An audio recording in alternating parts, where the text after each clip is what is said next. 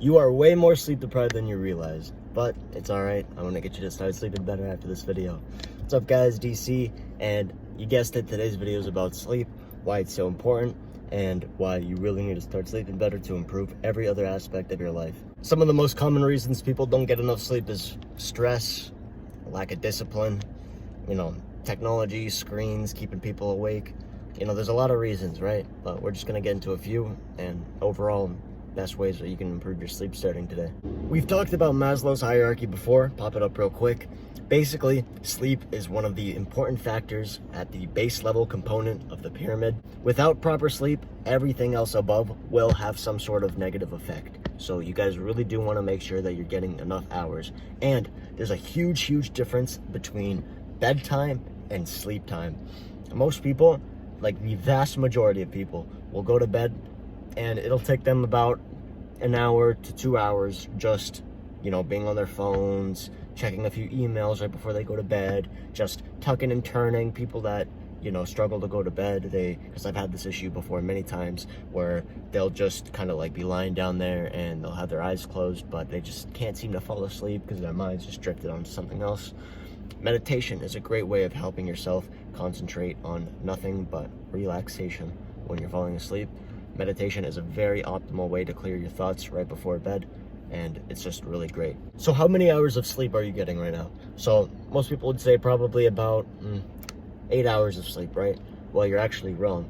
You're going to bed, let's say 10 p.m. to waking up at 6 a.m. You're getting 8 hours of sleep, but you're not actually getting 8 hours of genuine sleep. All the time that you're spending tossing and turning right before bed, and it ends up being around about 6 hours of sleep. So you want to make sure that you're actually going to bed ahead of time, a little bit earlier than usual. Obviously, diet is important. You want to make sure you're not drinking any like sugary beverages, anything with a lot of caffeine in it right before bed.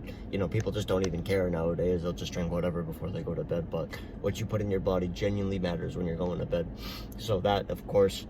But also, another thing to help you guys go into bed, if you struggle with actually falling asleep, is reading a book. Simply, right before you go to bed, designate a small portion of time to reading. Fiction books are usually better because you don't have to stress about something that's like actually serious. You can just kind of escape the real world and enjoy a nice fictional book, and it'll actually tire your brain out and you'll be more likely to fall asleep. So reading even just a little bit, like 5 to 10 pages right before bed, is actually very nice, very natural way to fall asleep, a lot easier.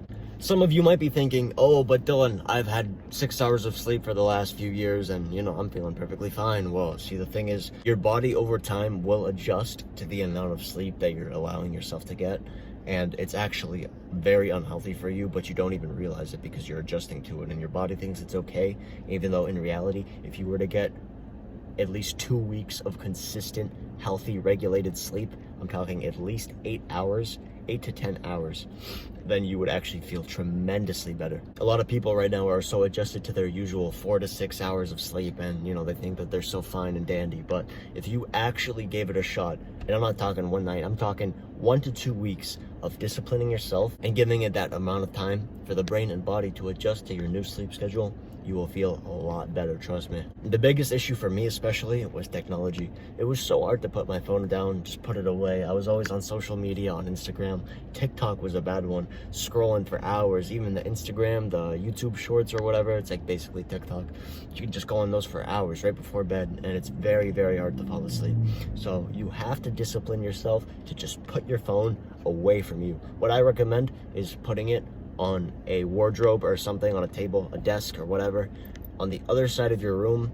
Charge it, plug it in, and keep it there. So that way you won't be tempted to just reach over and then grab it, put it away, because that's what happened to me. I would always just be on my phone constantly, back and forth, putting it back, taking it again right before bed. So keep it without of arm's reach, and trust me, you will feel a lot less tempted to go and reach your phone. That's all for today, guys. If you genuinely take this advice I give you, then you will start sleeping better within a week. Guaranteed, I promise you. Because it's all about consistency. You can't just do it overnight and feel a lot better. It's like the gym. You'll start to see the results once they start to compound, okay?